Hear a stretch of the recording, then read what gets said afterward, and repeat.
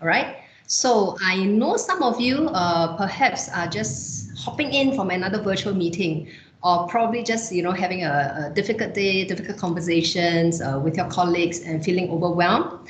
May I suggest everyone just pause for a little while, refocus, breathe. Before we continue with this, what we really want is for you to really enjoy the session, to be able to be relaxed as we hear from our speakers this afternoon on this topic. Okay, so grab a drink if you need, grab your coffee if you want to, a little tea, a drink, and be relaxed, okay? So this is going to be the flow of the program, so you won't be missing much when you go get your drink, okay? How we will organize the session will be having Jake come online first. Jake Young is from Cipd UK, and he has been doing a lot of research work around health and mental wellness. And we invited him to join this session to really share his insights with us, his findings around the work he has been doing in this area. Very evidence-based view and perspective about wellness. And we also have Christine Lee from Raffles Hospital, Raffles Counseling Center. We are very privileged to have her here to offer us her expert views and advice tips on maintaining a healthy mental state, especially at work, right? And how we can, as employers, support employees during this time. Following the presentations, we will then have our Q&A segment. And once again, thank you for sending in so many questions for us. We're going to try as much as we can to cover your questions during this session. If we are unable to do that, we will endeavor to at least provide an email response. I hope that works for everyone. Okay. A little bit about the Cipd before I bring on the speakers. For those who are not familiar with the Cipd, we are a not-for-profit organization based in the UK. We have hubs in Ireland, Dubai, and Singapore. Singapore being the hub for Asia Pacific. And we are the only professional body in the world that's able to confer chartered status for HR and L&D practitioners. And I know many of you are joining us here this afternoon or this morning. What we do essentially is to advance HR profession around the world. And we work very closely with government agencies, as well as businesses, organizations, and individuals as well in supporting their profession. Okay, so it's really about professionalizing your profession. We help develop HR standards. We help government with HR policies and thought leadership around people profession. And we work with companies to raise capabilities, knowledge, and skills of their employees, okay, in the area of people profession. So these are some of the things we do. If you would like to find out more about the Cipd, you can visit our website at cipd.asia. You will find a whole host of resources available for you through our Knowledge Hub. In fact, a lot of the research that we are discussing today and in other topics are all available on our website. You can visit our website for those information.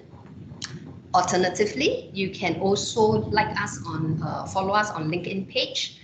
This is to allow you to get the latest updates and information on what's happening around the people profession. Okay, so that's where you can find, or rather the QR code is at the right-hand corner of your screen. You can scan that to just follow us so that you can get the latest updates from the Cipd. Okay, so I'm going to invite Jake to do a little introduction about himself. Jake joined us, I think this is probably his 5th year already in the Cipd, with the Cipd. He holds a master's degree in social science research methods. Beyond mental health and wellness, he also researched other topics, including diversity, inclusion, employee engagement, employee resilience. So Jake, would you like to say hello to the participants here? Yeah, of course. Thank you, Charmaine.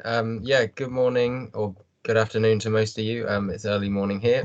But yeah, thanks very much for getting me on and having me speak. It's it's really great to be able to talk about this stuff. It's mental well-being is obviously very much on people's mind at the moment, given what's happened, especially over the last year and a half with the pandemic. Yeah, I'll be talking a little bit about our recent research, which particularly focuses on mental well-being while working digitally. So thinking about people working remotely, with the kind of challenges that people face when doing that, and kind of what people, professionals, can do to really support their staff who may be struggling. It's no surprise that a lot of people have been struggling more than usual in the last year or so, for obvious reasons. So I'll be, as Charmaine says, I'll be giving an overview of some of our research. As she said, it's a really evidence-based approach that we took. So I'll be kind of setting the scene, giving a bit of that research context before we go in with Pristin, who's going to give a more kind of case study, a bit more of a personal experience kind of thing. But yeah, really looking forward to speaking. Thanks for that, Jake. Yes, we are also excited to hear what you have to share from the insights you have drawn from the research we have been doing with us at the CIPD.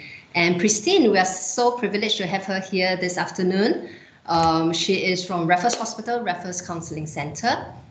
Privileged to have her expert views. We're going to hear her advice, her tips on helping us to maintain a healthy mental state at work, especially at the workplace, right? She is a registered psychotherapist under the Singapore Association for Counsellors, and she runs a private practice currently at Raffles Hospital and work with clients from across different age group, different profile. And I know Christine really combines a combination of psychotherapy techniques. Some of that include cognitive behavior therapy, interpersonal psychotherapy, and a lot others. She's also a certified EMDR therapist. I think that's eye movement desensitization and reprocessing therapist. Interesting to hear how some of these techniques are applied. But really her core is to help people with depression, people going through confidence issues, went through trauma. How do they manage anger? How do they handle stress management? So we are really excited to have her here this afternoon to share her thoughts with us. Perhaps I can also invite Christine to do a quick, perhaps an introduction about yourself, Christine. Hi, good morning, good afternoon, everyone. Yes, indeed, it's such a privilege to be here today. And, it's a pleasure, sharing with you what I know, about how to help your teams, yourself, with mental wellness, and how to grow your people in this journey, just walking journeys with them. Yeah, so, well, Charmaine, you've done such a good job in sharing about me. So I guess, yeah, that's really about all. So looking forward to the talk that we have later on. Yeah, I'm really eager to hear what you're going to share with the group. When I saw, what you have prepared, I think they would definitely benefit from your sharing. So I don't want to take up more time. I'd like to perhaps hand over the session now to Jake. Jake, if I may invite you to share your screen. Yes. Okay, there we go. Hopefully everyone can see that all right. Yes. Okay, perfect. Perfect. All right, cool. I'll just jump straight in then. Yeah, so as I said, thanks so much for letting me speak about some of this recent research that we've been doing. So as Charmaine said, I'm in the research team at CIPD in the UK, and I've worked on a number of our recent evidence reviews on all sorts of topics, things like engagement, diversity and inclusion, virtual teams. But today I'll be focusing mainly on our review that we did on mental wellbeing and digital working.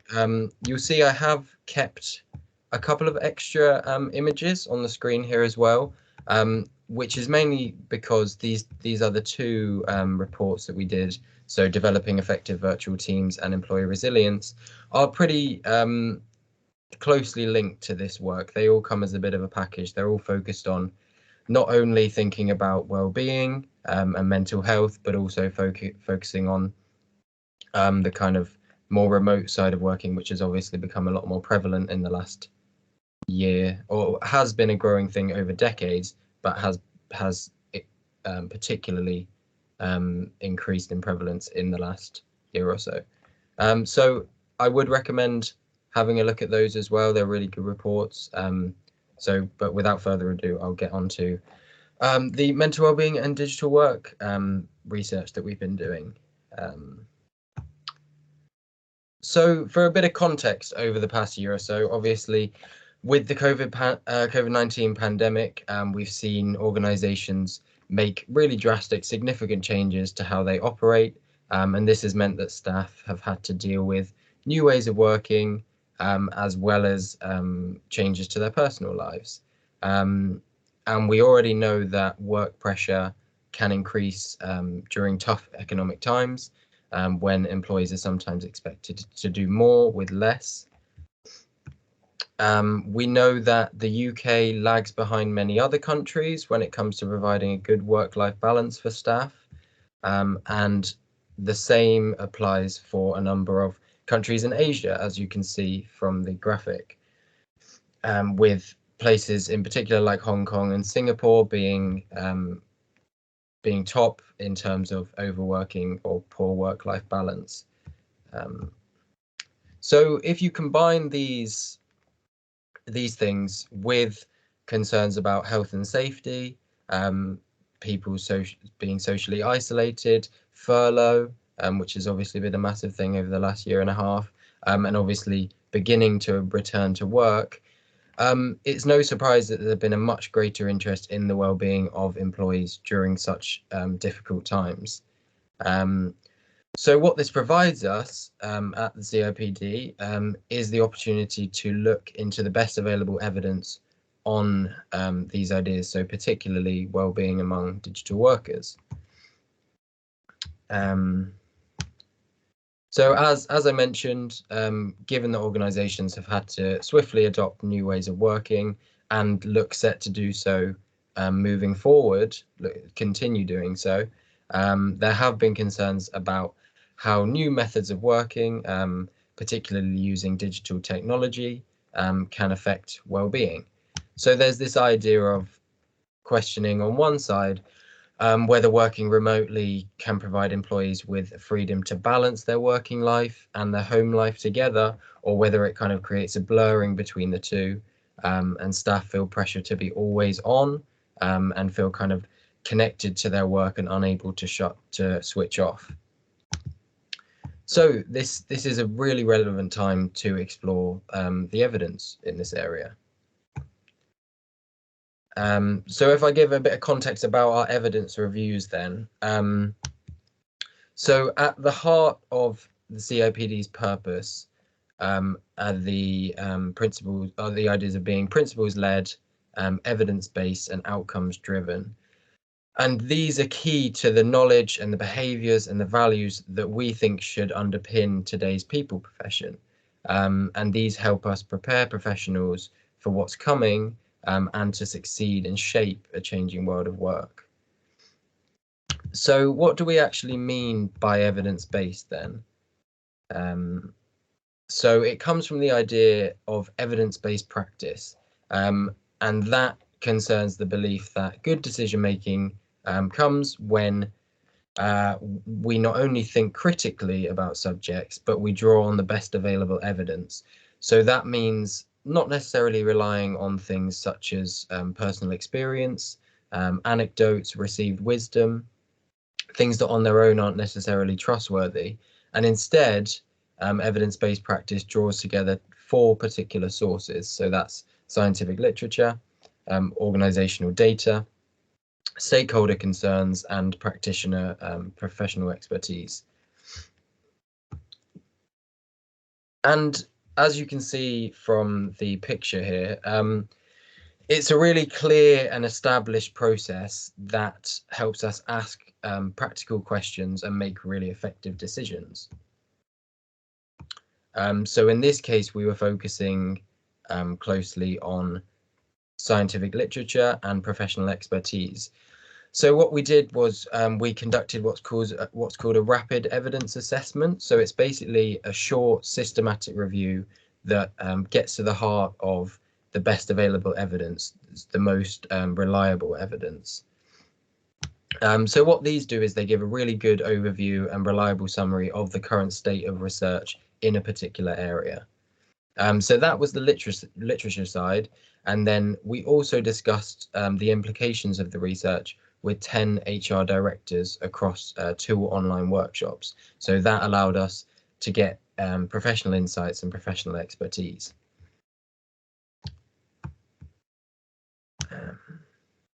So we were as I mentioned, we were interested in this idea that or the kind of assumption that poor work-life balance and feeling pressure to be always on can negatively influence employee well-being, and thus influence their ability to meaningfully contribute to both personal and professional life. And we wanted to focus particularly on 4 areas here. So the nature of well-being, drivers and risk factors to employee well-being, the relationship between digital working and well-being, and then finally management interventions.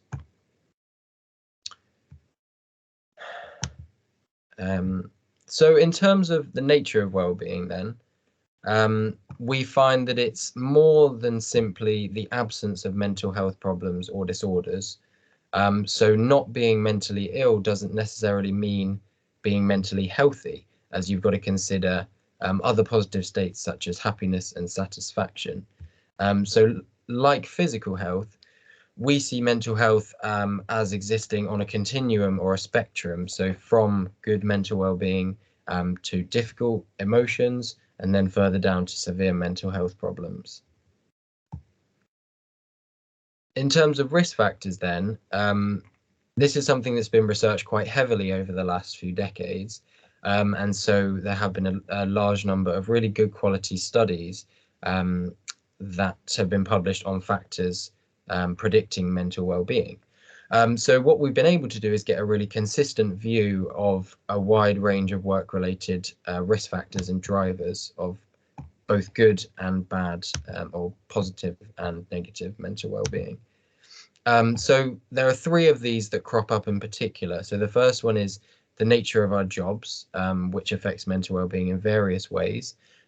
So positively, workers' mental health is likely to benefit from job control. So thinking about ideas of autonomy and empowerment in your role. But on the other hand, it's likely to suffer from excessive work demands. So working long hours, and also thinking about organizational change there as well.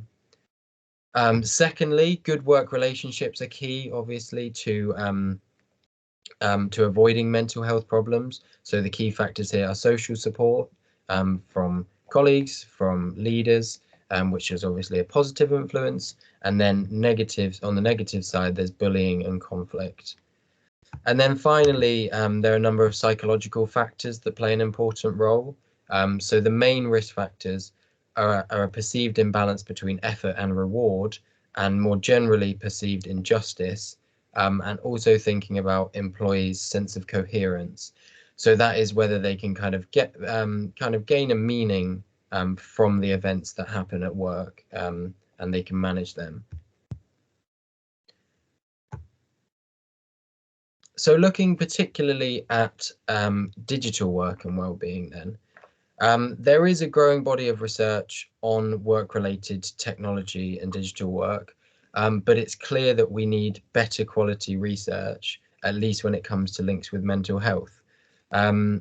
Unfortunately, the body of research that we currently have is not strong enough to give confident recommendations on this topic. There are also some fairly conflicting findings. So, for example, the idea that technology can cause stress, but on the other hand, can help people achieve a better work-life balance. So this may look a little bit bleak. However, this doesn't leave us with nothing on the links between digital work and mental health. So one particularly good systematic review that we managed to get hold of suggests that digital work has mixed effects. So some research suggests that using tech can improve job control, others find no link. It also finds that while working digitally outside normal hours can improve performance, it can also result in greater job demands. And similarly, while using tech can result in better balance between work and family for some, it does, as I mentioned earlier, cause a struggle for some to disconnect from work, which can obviously cause a conflict between working life and home life. So what we recommend from this, and what's clear in the research, is that it's really important employees feel they have autonomy in how they use their time effectively. So from this research, even the respondents who indicated that they do often use tech outside their normal hours to work, they felt that it was a personal choice to do that, and that fit with how they wanted to do things. So clearly that control and autonomy is really important. So managers should encourage that, and also role model working flexibly and taking the time to switch off from work when needed. Obviously, clearly this behavior can be dependent on the individual and their context, so allowing them a level of self-management as well is really important. So there is some good emerging research out there, such as the review that I just summarized.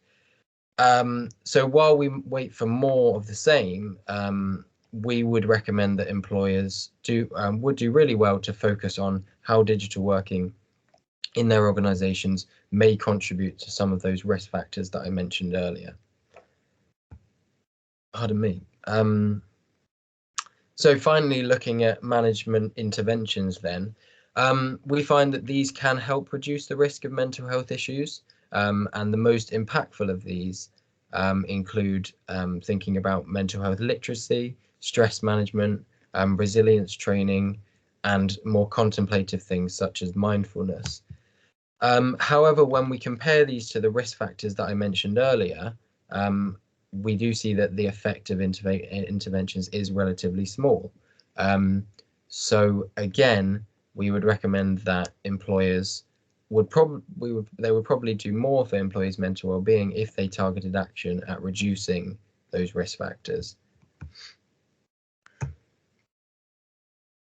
So in terms of recommendations then, we recommend that employers and leaders design people's jobs in ways that help reduce those risk factors. So for example, providing them with autonomy and flexibility with when and how they choose to work. Secondly, think about strengthening workplace relationships to avoid mental health problems. So encouraging openness and support between leaders and their teams, people within teams, that's really important. And then finally, think about how to reduce those psychological factors that are associated with mental health problems.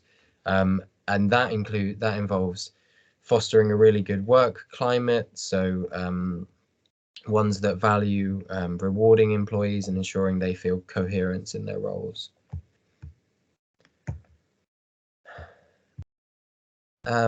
Just a quick overview then, we've also done a few extra kind of things on this. So I've spoken at several events and conferences on this topic.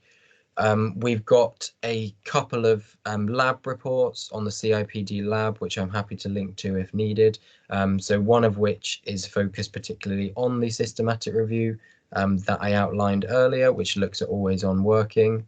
And then another one takes the responses of our roundtable discussions with HR directors and kind of brings those to life and speaks about their experiences in their own words. So I'd recommend having a look at those if you like, as a kind of supplement to this research.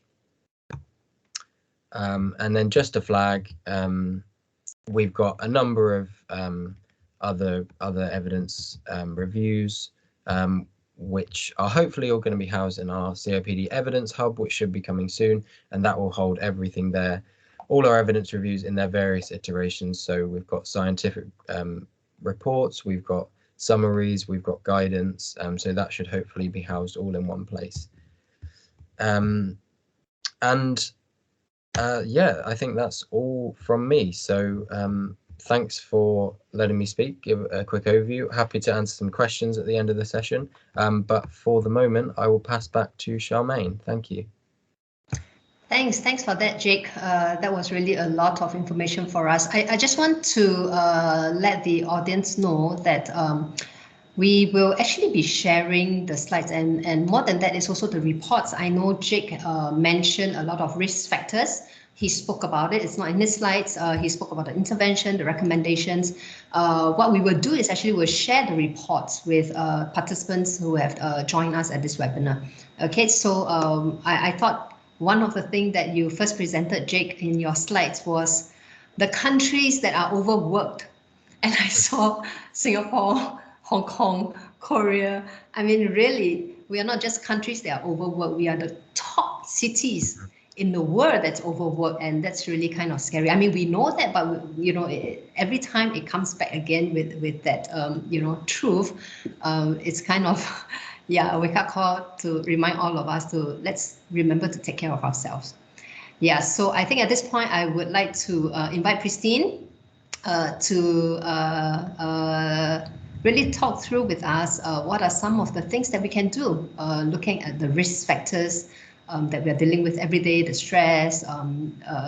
Yeah, so over to you, Christine, if you can help us through this conversation. I'm sure the audience will want to know what are some of the mitigating factors. Over to you, Christine. Okay, thank you, Charmaine. Thank you, Jake. Thank you for sharing, you know, all this information, and it is really very useful for us. And yeah, man, Singapore and Hong Kong and Korea being the top cities, yeah. Well, we need to practice more mental wellness in our country. Work-life balance, you know. Yeah, yes, that's right. Okay, so let me share my slides. Give me a second. Okay, let me see. Sorry, I'm just maneuvering things around. No problem. We know technology. Yes, we won't be stressed by it. We refuse to be stressed by it. Right, that's right. Okay, coming up in a second. Okay, are you able to see the slides? Everyone able to see it? Yeah? Yes, it's all good. Okay, good. All right. So, okay, thanks for having me on. So what we're going to do is that we have an overview for today. And that would be, firstly, you know, what I'm going to cover. It's really about improving workplace and mental well-being as a leadership. And also I'll give you some overview or some ideas of how to improve workplace mental wellness. And also, you know, be able to identify who are the people at risk, what are some symptoms to look out for, and how to manage or maintain positive mental well-being for yourself as well as for the people that who are under you. So to reiterate what Jake has mentioned, it is true that mental wellness is a positive state of mental health, and it's more than just an absence of mental illness. So what mental wellness also means, right, is that mentally well people, how it would look like would be that they would be positive, self-assured, and happy. And most of the time, you know, they are in control of their thoughts, emotions, as well as behavior. And this enables them, you know, mentally well people to handle challenges, build strong relationships, and make healthy decisions. Yeah, and this mental wellness, right, it's not just a one-time thing. It's not a passive thing, but it's an active, ongoing process that helps one to build resilience, grow, and flourish in your personal life as well as in your professional life. And there has been studies that show that mental health problem actually impacts employers and business directly through absenteeism, and what happens is that it does impact productivity, and it also affects profits negatively. So therefore, you know, when we have a happy workplace, we'll have a happy company, therefore higher productivity and maybe higher profits. So having interventions to improve your mental wellness is very, very essential. So improving workplace mental well-being starts from the top. So basically, leaders in the company need to set the tone and lead by example. So when the leaders do that, it can help to minimize risk of discrimination and also reduce risk factors like Jake has mentioned earlier on. And leaders really would need to walk the talk, not just talk the talk. And one can start by, first, a leader themselves can start by being vulnerable and real. And, most of us has experienced discomfort in this whole COVID-19 pandemic. And, your leaders or yourself, can share experiences in this season. So, for example, the challenges of working from home or being alone or even as a caregiver. And there are many researchers that have shown that authentic leadership can actually cultivate trust and improve employees' engagement and performance. Next, don't just say leaders, don't just say that you support mental wellness or mental health. Show it and lead by example so that your team members can feel that they can also prioritize self-care and they are able to set boundaries.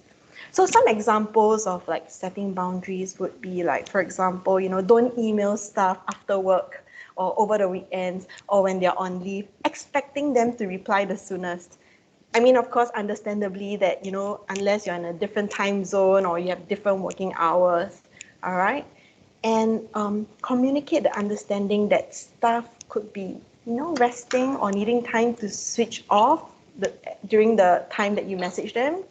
Yeah, and leaders, some ideas you can have, it's also to have like maybe a meeting-free lunch breaks, and set automatic nudges to employees who book or accept meetings during that hour.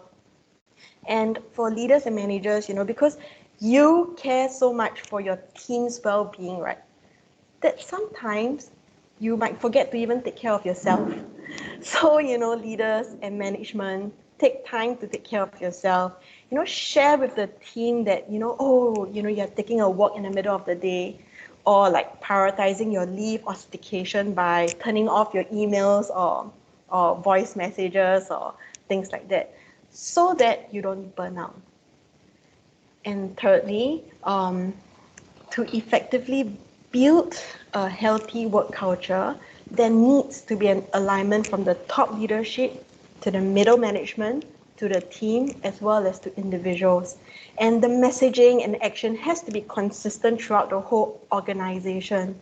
So to create a culture of openness, acceptance, and a sense of safety, have the atmosphere of encouragement and focus on the strengths of your team members. What you can do also is to communicate and connect with your staff. So especially in times like that, when we have to work from home, some of you might be wondering, how do I connect with my people? So touch base with them, find out a mutually agreed way of communication. Some people might prefer frequent check-ins. Some people might prefer a little more autonomy and independence. So have a mutually agreed way of communication, because this helps to cultivate a trusting and respectful environment.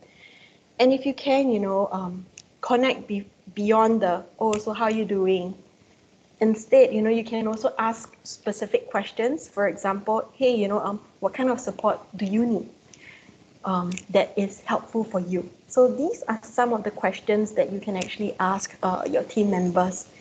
And when you are listening to them, really listen and hear what they are saying, and also encourage them to ask questions. Yet at the same time, it's a fine line, to be careful not to be too overbearing, because that could be a sign of a lack of trust or maybe a desire to micromanage. Yeah, so this is a fine line to take note of. So that's why finding a mutually agreed way of communication would be preferable. And if you can, encourage a learning and growing culture, because we are all human beings on a journey and we are not perfect. So give some space for your people to learn and grow. And if you can, turn these obstacles into learning opportunities. Yes, and when it comes to interventions to improve workplace mental well-being, the best intervention, honestly, leaders and CEOs, that's the most important intervention to improve workplace mental well-being, because it comes from the top and then it trickles down to the people. And of course, other areas that you can also improve workplace mental well-being would be to look into resource allocation. So, sometimes it's really looking into workload balancing of a company, because some departments might have too much work to do with too few workers, and it causes undue stress. So, maybe you can relook at it, see how you can adjust resources to support that department. The second thing is that you can also coach leadership on mental well-being. Train them on psychological first aids to support the team members. And when it comes to building resilience, not just as a company, but as a leadership and as an individual. So like what Jake mentioned, resilience training, mindfulness program, physical activity, these activities are good, but it needs to be consistent. Yeah, so it has to come from the leadership downwards. All right, and next, would be integrating mental wellness throughout the organization. So what you can do, it's not just a point blank, resilience training. No, customize the mental health awareness program depending on your organizational needs. And if you can, you also can conduct mental health focused events. So for example, when you do have town halls, share stories, build awareness to reduce stigmatism. And this often includes storytelling from CEOs or senior leaders, which help foster an environment which encourage employees to be more open and more accepting. And if you can, you can add on, extended employee assistance program with psychological support and services as part of healthcare and insurance plans. And leaders can also support individuals' recovery by and returning to work by minimizing stigma. How to do that? It's really not belittling them, respect confidentiality, and giving the staff the encouragement, the support, and timely communication. And I will emphasize timely communication. Not too much, not too little. So that's why, it's very important to check in, with that staff to see how they would like to be communicated. And management can also adjust workloads, to enable that staff to gain confidence and build their momentum to perform their duties as well. So here are some ideas or tools that you can use to help to engage your team to enhance and promote mental well-being during this pandemic. You can really be creative with it. Okay, so these are some examples. So for example, team building. What you can do is that, you can have wellness challenge across departments, or, have a meal over video calls and not talk about work over lunch. Other alternatives would be to create a team-based activity. So for example, different departments to clock 50,000 steps as a team by the end of the month, and they will win something, So this actually helps create community, and it fosters team bonding, and it reduces time of social isolation among employees. Second thing is that if you want to know how your team is doing, set a daily mood chart beginning or the end of the day to just find out the mood of your team. And if you can, maybe in meetings, practice gratitude to evoke positivity and encouragement to the teams and individuals. Give yourself, I would call self-love break. Reminders to breathe, practice mindfulness, relax, get a cup of water or a calming drink. All right, and ensuring that the organization or the company is a safe place. So how, you can reiterate that, they have an independent helpline for counseling or for coaching, or maybe if you like, having independent organizations to check in on the mental wellness of your people, of course with their consent. And other alternatives would be that maybe you can have a forum, to share best practices or stories that can help you to facilitate team building during times of pandemic like this, when most of us are working from home. So, mental health symptoms are just as common in the C-suite for the C-suite and also among individual contributors. And mental health of employees is a crucial determinant in their overall health, and it can affect both professional and personal life. So if one have poor mental health and stresses at workplace, it can be a contributory factor to a range of physical illness like hypertension, diabetes, cardiovascular conditions, and the list goes on. So how do we know, or what are the key lookouts, if one is at risk of mental unwellness? So chronic fatigue, so maybe a lack of energy and you feel tired most of the days, and it's not due to the lack of sleep. All right, so chronic means long term, yeah. Having insomnia, forgetfulness, impaired concentration and attention, having physical symptoms, and this could include like chest pain, heart palpitation, shortness of breath, gastrointestinal pain, dizziness, fainting, headaches, all this, that needs to be medically assessed as well. And next would be possibly an increase in illness because your body is depleted, your immune system is weakened, making you vulnerable to infection, colds and flus, and other immune-related medical problems. So have it checked. Sometimes there might be changes in appetite. So in early stages, you might feel either very hungry or not hungry, skip a few meals or add a few more meals. Sometimes you might consume more alcohol or more drugs or to cope, and that's where you can take note, something is not right. Sometimes one might have feelings of depression, the feelings of guilt and worthlessness. And if you ever think that, the world will be better off without you, at this point, please seek professional help immediately. All right.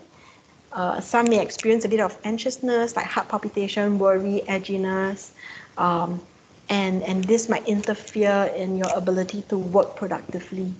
And this might also cause problems in not only your personal but professional life. So anger outbursts, right, which is not helpful, right, because it causes a lot of fear for others and not helpful for yourself because it also affects your own physical health, right? And if you really need strategies to manage that, seek immediate professional assistance. And also if you notice if one constantly have a negative self-talk, right? So these are some areas that, you can look at to indicate if someone is at risk or not, okay? So one way to maintain positive mental wellness and protect or prevent your mood from spiraling out of control is to breathe. Right? So there is a 7-Eleven breathing technique. So 7-Eleven it's a convenience store, which I think a lot of Singaporeans might know. I'm not sure for other countries. So 7-Eleven would mean you breathe in for 7 counts and then you breathe out for 11 counts. So do this for several repetitions until you notice your muscles relaxing and your heart rate normalizing. And if any of you are going through a stressful time and you're unable to make a decision, so what you can do is breathe in slowly, hold your breath, count to 5, and then breathe out slowly, and then make a decision that is the most helpful and healthy for you, a decision that you will not regret. Okay, so that's how you can make decisions. Sometimes you're unable to decide between the two. So breathe and make a decision, right? Helpful and healthy decision, okay? So apart from breathing, there are also other coping strategies to maintain positive mental wellness, all right? Some of which is making time for friends and families and share life's joy and sorrows with them. because when you talk and interact with others, it actually stimulates your brain and it allows your brains to work faster and think better. All right, just by sharing. And the second thing is you can journal your thoughts and emotions. If you can, pay attention to your needs and your feelings and reflect, on how would you do things differently in a more helpful manner. So this would also help. All right, next, all right, would be, you can exercise regularly. It's recommended to exercise at least 150 minutes a week if you can. All right, and take balanced meals, limit alcohol consumption, and avoid harmful substances. And also to maintain healthy lifestyle, it's to also set boundaries for yourself, setting boundaries for your working hours and your resting hours. And if you can, send food, to friends, family, or the less privileged, because this helps to build and create a sense of purpose as well as satisfaction. Try to get enough sleep, all right, and develop healthy coping skills like breathing techniques that I've mentioned earlier on. And also, you can practice relaxation techniques as well. You can also pick up a new skill and hobby, because when you pick up something new, it can stimulate your brain and keep your brain refreshed. So like playing the piano or like guitar, something different. Practice self-care by ensuring personal hygiene. Make sure you bathe, you clean up, learn to be at peace with yourself and acknowledge what you can or cannot do, and acknowledge that, hey, life is a learning journey. We all make mistakes. We can all learn. Yeah, and you can also choose to get professional help to help you with any of the above. And if you notice, right, any of your colleagues experiencing any of the risk that I've spoken about in a previous slide, just speak to them, lend them a listening ear with empathy, and ask them about their needs and concerns. And at any point of time, if they are not ready to share, you can ask them what kind of support they need, or you can connect or link them to a healthcare professional who can also support them. And on top of that, you can also do all these activities together with them. All right. So the key is really at the end of the day, leaders, it's to take care of yourself first before others. So how do you do that? Okay, so these are some questions that you can reflect before helping others. So one would be, before you help someone, ask yourself, are you ready to help? During, when you're helping them, think about how can you stay physically and emotionally healthy? How can you support your colleagues, and how can your colleagues support you? And think also about how you can take time to rest, recover, and reflect after, helping the person. So these are some things that you can ask yourself. All right. So when to seek professional help? So getting help when you need it is crucial in building your personal resilience as well as mental wellness.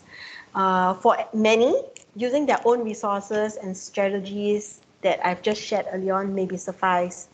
However, sometimes, we might get stuck or find it difficult to make progress.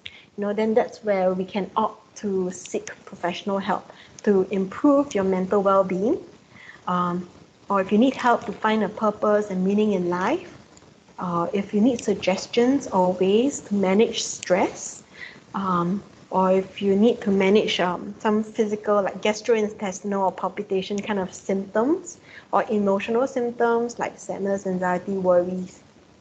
Yeah, and also if you need guidance on how to increase and build resilience, as well as there is coaching, training, and mental wellness programs, as well as psychological first aid trainings that the professionals can offer. All right, and the important thing is to remember that you are not alone on this journey. While you may not be able to control all your circumstances, you know what, you can grow by focusing on the aspects of life challenges, and you can manage with the support and love, or the support of loved ones and also trusted professionals. So you do have the support. All right, just find them. Okay. So summary, key takeaways. Again, to reiterate, leaders in the company set the tone of mental well-being in the company by walking the talk and be consistent throughout the company's hierarchy. And also, you have learned the overview of improving mental well-being in workplace. All right, for example, you can coach your leaders, build resilience, integrate mental wellness in the organization, supporting recovery and returning to work, and also practical handles to build mental well-being in the workplace that you are in. I've also given an overview in identifying some risk, all right, of lack of mental wellness, strategies to maintain positive mental wellness, and last thing, leaders, remember to breathe and remember to take good care of yourself. All right. And yeah, with that, over to you, Shamin. Yeah. Wow. Thank Yeah. you so much, Christine. That was really powerful. I know you have so much to share with us. And I'm glad you took time really to go through the different aspects of keeping ourselves mentally well. And I thought it's really powerful what you said, that leaders actually set the tone, but not just set the tone, but they must be ready themselves before they can help others. And I think that's really critical. So along with that, I have also taken back quite a few techniques that you have mentioned. Really excited to try them myself. But in the interest of time, my goodness, how time flies. We have only 5 minutes left for Q&A. So I also noticed that I think our chat is not working. Our chat box is not working. So I apologize for the technical problems. Why don't I quickly kick off the Q&A segment by looking at some of the questions that has already come in. Okay, let's jump into that so that the audience will be able to get some of their questions answered.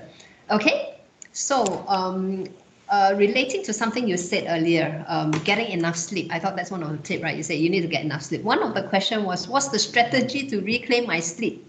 I know a lot of people say, yeah, we need to sleep, but really, they struggle with trying to get good quality sleep. How do you do that? And this is in relation to one of the other questions about how do you really simplify and slow down your work and your work life in this very highly digitally connected world that is built on more, and now. I think we all can relate to that. So how do we really try to help the people with these questions, the problems that they're facing? Okay. Who would like to take that? Christine, probably, or?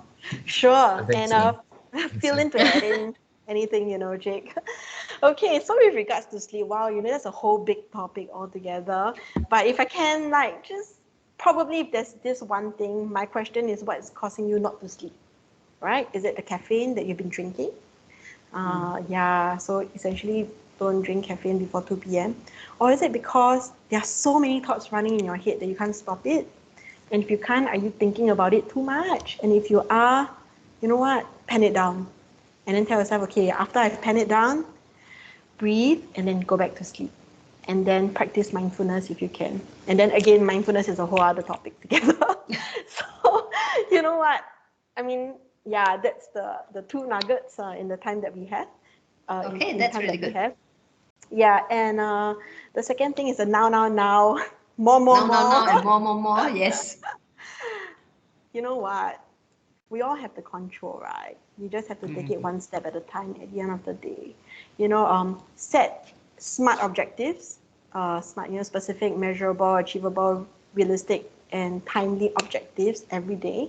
And if you feel like, you're still struggling, or it means that you're overworked and you might need some help. So if you can, speak to your boss about it. Yeah. And if really you really need to know how, then I would suggest maybe speak to someone, speak to a professional, to see if there's any underlying belief that you're having about yourself that, hey, how come I can't do more or why is it that it's not enough? So it's probably a belief that needs to be addressed. Yeah. If that That's makes true, sense yeah. to you. Yeah. Somebody wrote in the chat, sometimes the pressure comes from within. So we need to be mindful of our thoughts. And I think that's Yeah. right on.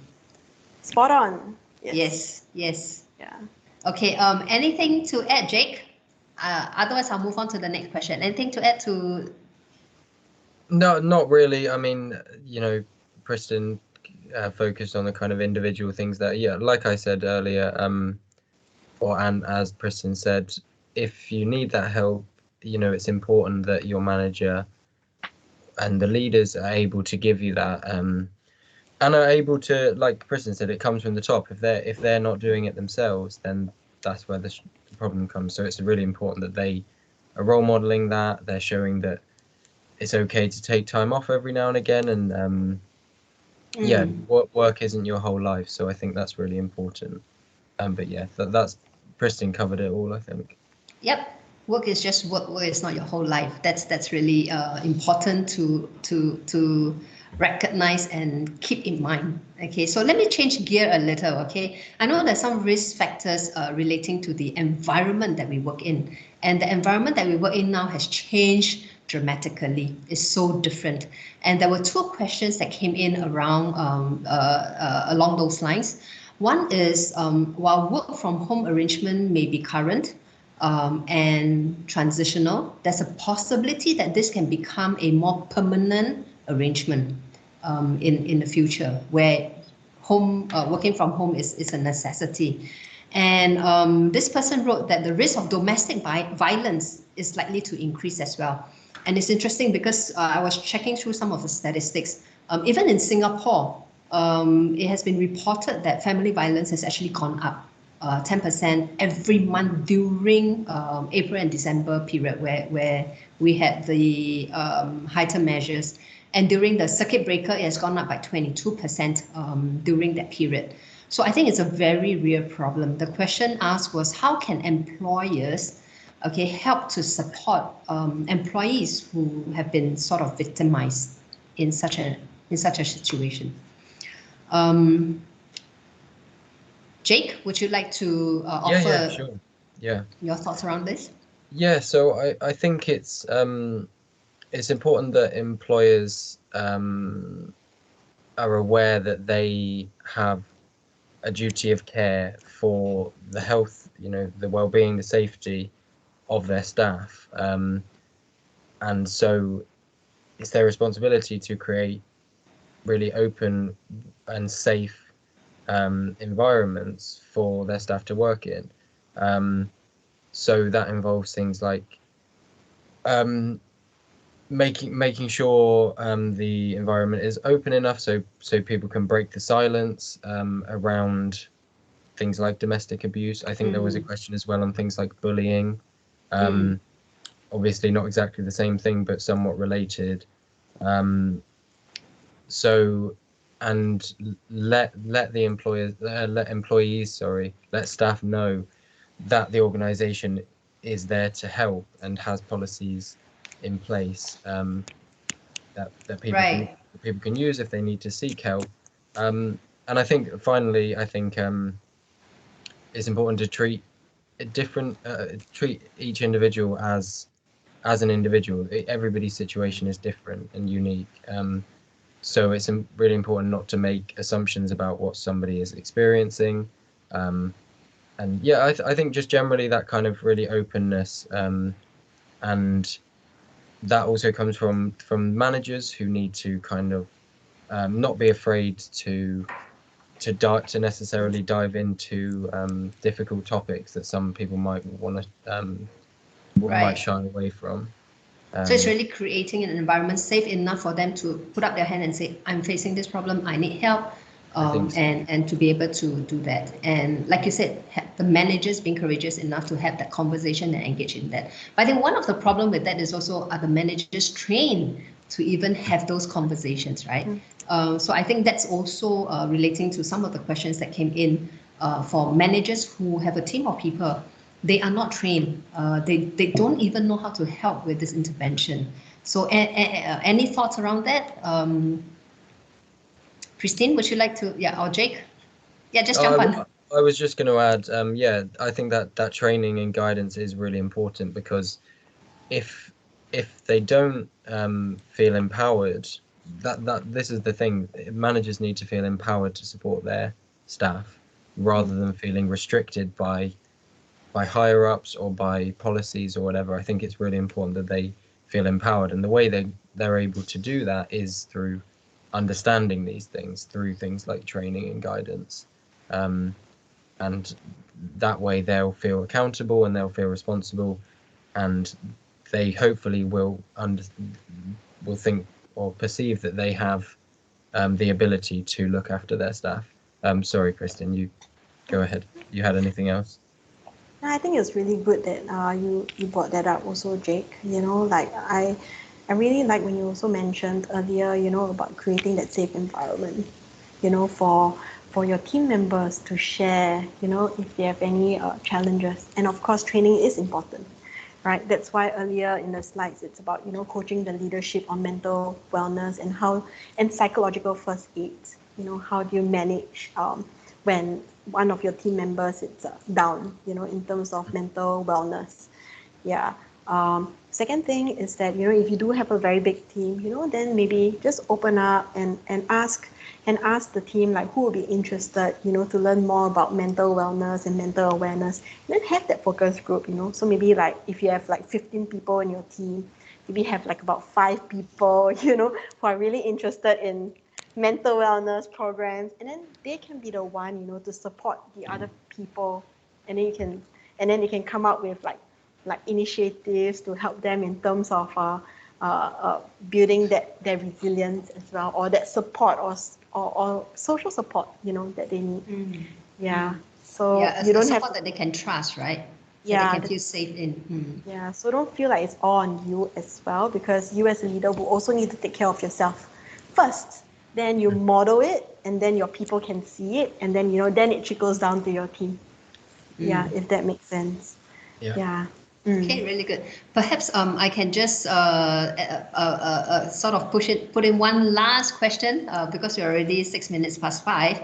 One last question about interesting. This is, what is the best and fastest way for me to control my emotions in unpredictable circumstances, which can happen these days very spontaneously? Or how do I keep my anger in check when dealing with service providers? So I think these two are quite related. It's really about how do I manage self, right, in a situation where probably I didn't expect something to happen, and yeah. So who wants to take this first? Okay, breathe. I mean, 7-Eleven. 7-Eleven, man. And if you need to make a decision, you know, breathe first, and remember, make the decision that you will not regret, something that is healthy, you know, and helpful for you in the situation. All right, and then of course, is it the best? I mean, what is the best anyway, right? I say that would be the sort of like a quick fix, but is it the best? Maybe, maybe not, depending on individual. I think really, for me, in my profession, based on my experience, what I would tend to look at is the underlying reason of why are you getting so worked up, right? Because we need to target that root cause.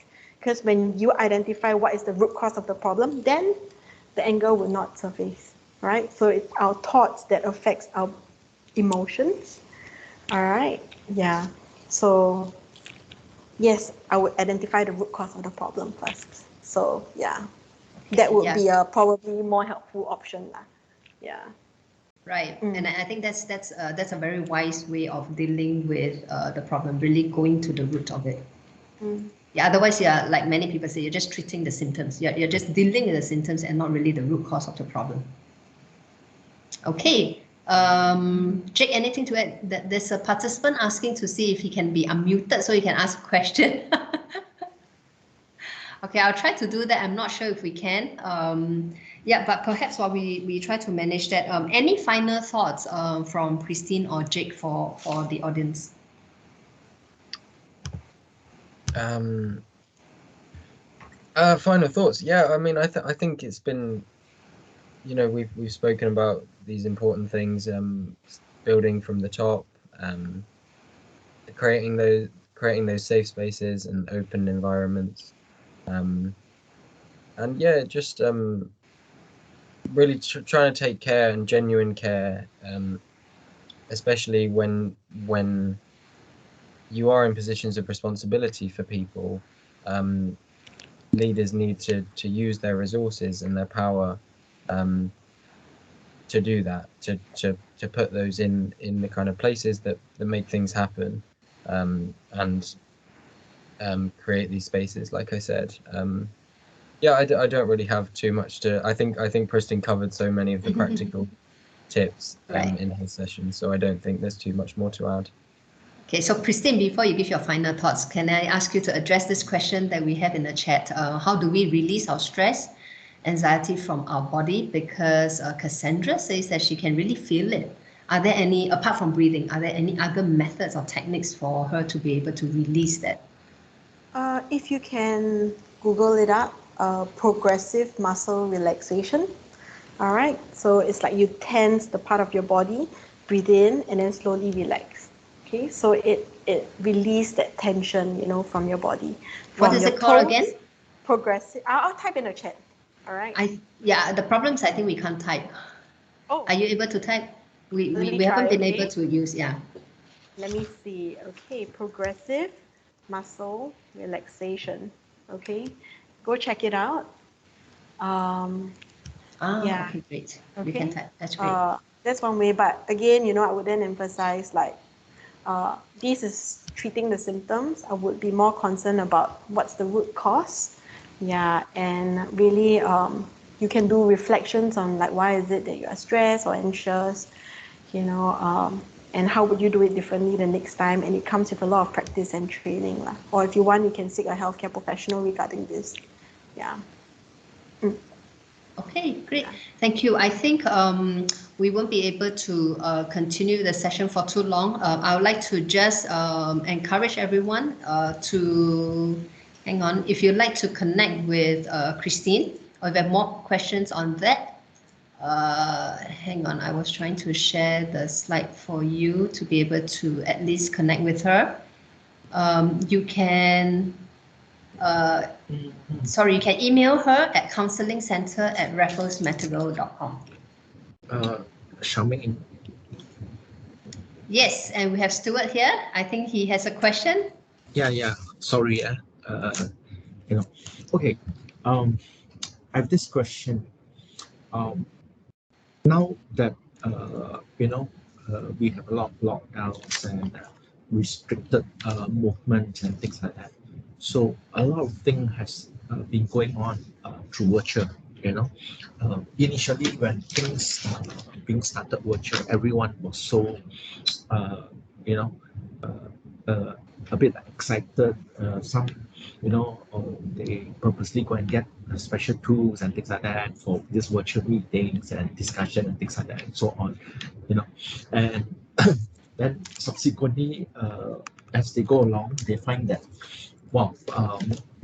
actually through virtual meeting, it is very challenging. Why is challenging is because that you can sometimes have meetings, receiving invitation more than one at the same time, and then there is no sometimes no break. Your meeting is back to back, or sometimes because of convenience that has been perceived by each other. Therefore, meetings can go on after 5, after 6, or after 7, because it's expected that you have your notebook with you all the time, you see, or even nowadays it is being synced with your handphone and things like that. Messages or emails can go into your handphone anytime, in terms of text also, you have your Telegram, you have your WhatsApp. Stuart, sorry, I have to interrupt you there. Yes, I understand where you're coming from. You feel very connected all the time and you feel the need to respond. I suppose your question is, how do you manage that? Is it now that we have lost control? No, my question now is that employees suddenly felt that actually virtual is not as so-called It's not as nice as what we think, you see. So now people begin to have this called virtual fatigue, you know, Okay. virtual fatigue.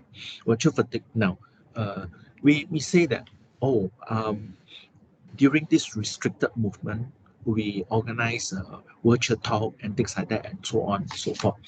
Now, let's say if there's this thing about virtual fatigue, I'm sure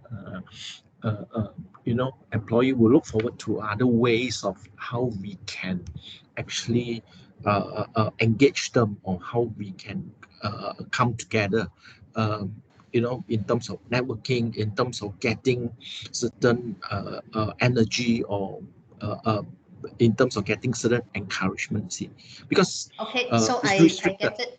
All right, You sorry, know, I have to interrupt you so because we don't have much time left. So I think the question is really how do we deal with being available all the time right now, and some of this virtual fatigue that people are facing.